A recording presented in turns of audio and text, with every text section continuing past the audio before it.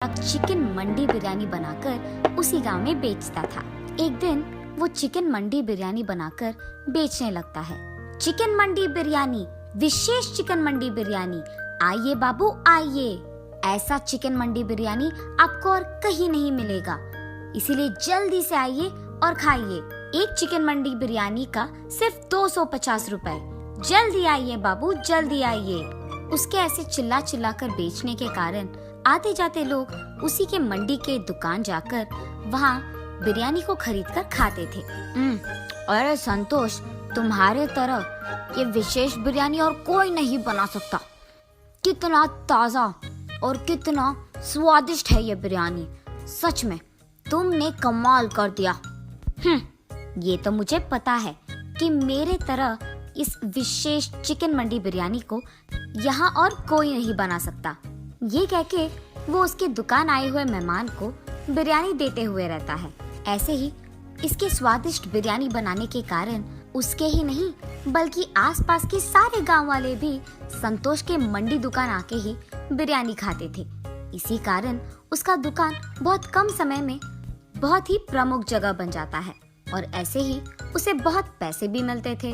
अब इतने पैसे उसकी आंखों के सामने देखकर संतोष समझ गया था कि उसके जैसे बिरयानी आसपास में कोई नहीं बना पाएगा और इसी कारण उसे घमंड भी आ जाता है।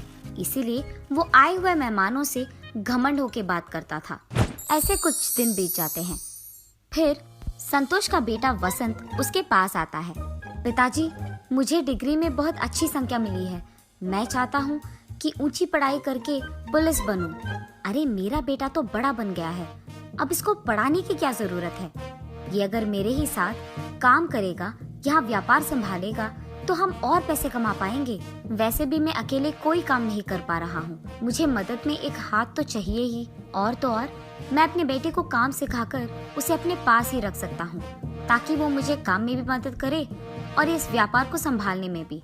वसंत, तुम्हें पुलिस बनने की कोई जरूरत नहीं है। हमारे पास उतने पैसे भी नहीं हैं कि तुम्हें पढ़ाऊं। इसीलिए यही बेहतर है कि तुम मेरे साथ व्यापार में साथ दो और यहाँ दुकान में मुझे मदद भी चाहिए।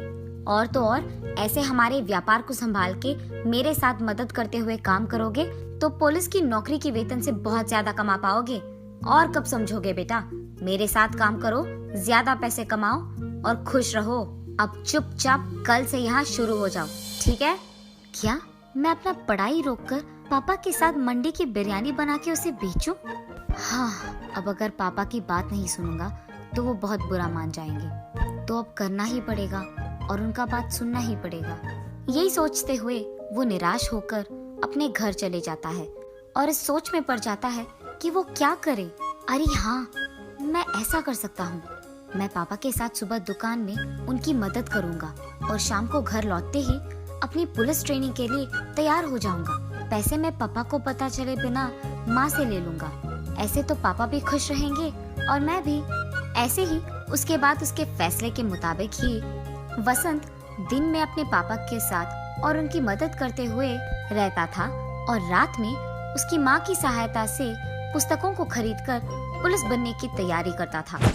ऐसे कुछ दिन बीत जाते हैं। फिर उसकी परीक्षा का वक्त आता है। परीक्षा के दिन सुबह वो उसके पिता के साथ दुकान नहीं जाता है बल्कि वो अपना परीक्षा खत्म करके वहाँ से दुकान चले जाता है और हर रोज की तरह उसके पिता की मदद करने लगता है। लेकिन रात भर की पढ़ाई के कारण उसे बहुत नींद आने लगती है और वो दुकान में काम करने के बजाय गहरी नींद आने के कारण टेबल पे सो जाता है। टेबल पे सो जाना वसंत के पिता संतोष देखते हैं और गुस्से में उसके पास जाकर ऐसे कहते हैं, वसंत, वसंत, सुबह सुबह तुम्हें नींद क्यों आ रही है? तुम रात भर सोए नहीं? जी पापा, वो मुझे नींद आ गई अचानक तो मैं सो गया। माफ कीजिए, मैं काम करना शुरू कर दूंगा। वसंत, तुम ऐसे ही करोगे तो अमीर छोड़ो नालायक बन जाओगे। और इतना ही नहीं, ये दुकान ही हमें वो पैसा देगा जिसके सपने हम देख रहे हैं। ऐसे ही सोते रहोगे तो सपना सच कब करोगे? ऐसे गुस्से में उसको डांटकर संतोष वहाँ से चले जाता है। वसंत की परीक्षा खत्म हो जाने के कारण वो अगले दिन से हर रोज की तरह उसके पिता के दुकान जाकर सारे काम वैसे के वैसे ही करने लगता है और उसके परीक्षा के परिणाम का इंतजार भी करता है। कुछ दिन बाद उसके परीक्षा के परिणाम आ जाते हैं। उसमें वसंत के अच्छे मार्क्स आने के कारण उसे जल्द ही पुलिस की ट्रेनिंग के लिए जाने की जरूरत पड़ जाती है। तो इसका मतलब ये हुआ कि मेरे कहने के बावजूद तुमने पढ़ाई करके पुलिस की नौकरी के लिए कोशिश किया है। मैंने तुम्हें बहुत बार समझाया कि उससे ज्यादा पैसे हमारे इस व्यापार में आएंगे। चलो छोड़ो, तुम्हें तो वैसे भी ये बातें समझ में नहीं आएंगी। अब से तुम्हारे बिना भी यही व्यापार अच्छा चलेगा और अकेले ही मैं इसे खूब चला सकता हूँ। तुम्हारे आने या जाने से कोई फर्क नहीं पड़ता है और अब से तुम्हारा घर में रहना या ना रहना तुम्हारी मर्जी है। इससे मुझे कोई फर्क नहीं पड़ेगा। अब से मुझे तुम्हारी जिंदगी के बारे में कुछ भी नहीं पता चलना है। तुम्हें जो करना है करो। ऐसे गुस्से में वसंत पे क्रोधित होकर संतोष वहाँ से चले जाता है। काश पापा समझ पाते कि पुलिस की नौकरी मेरे लिए बहुत जरूरी है और यही मेरा ख्वाब है, मेरा सपना है और मैं सिर्फ यही करना चाहता हूँ। अब नहीं समझ पा रहे हैं। आशा करता हूँ कि पापा कभी न कभी मेरी इस बात को, इस सपने को समझ पाएंगे। पर अगर अब मैं इनके लिए ये नौकरी छोड़ दूंगा तो आगे कभी नहीं कर पाऊंगा। इसीलिए मुझे देर नहीं करना होगा। अभी मुझे पुलिस की ट्रेनिंग के लिए चले जाना होगा। उसके फैसले के मुताबिक ही कुछ ही महीनों में वो पुलिस की ट्रेनिंग के लिए चले जाता है। ट्रेनिंग खत्म करते ही उसके अपने गांव के पड़ोस गांव में उसको इंस्पेक्टर का नौकरी मिलता है। जब वो अपने पिता के पास ये खुशखबरी देने जाता है तो वो उनसे बात तक नहीं करते हैं और उनका मुंह मोड़ के वहाँ से चले जाते हैं।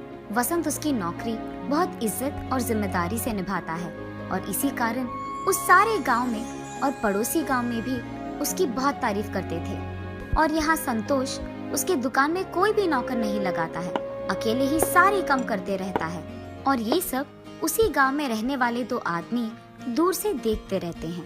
संतोष को सारा दुकान और व्यापार अकेले संभालते हुए देख वो दोनों आदमी एक दिन जब संतोष उसके दुकान पे नहीं था, उस मौका देखकर उस दुकान को कब्जा कर लेते हैं। दुकान को लौटने के बाद जब संतोष देखता है कि उसके दुकान में दो नए लोग काम कर रहे थे, वो चौंक जाता है और उनसे जाकर पूछता है, आप इसी गांव के लोग हो ना?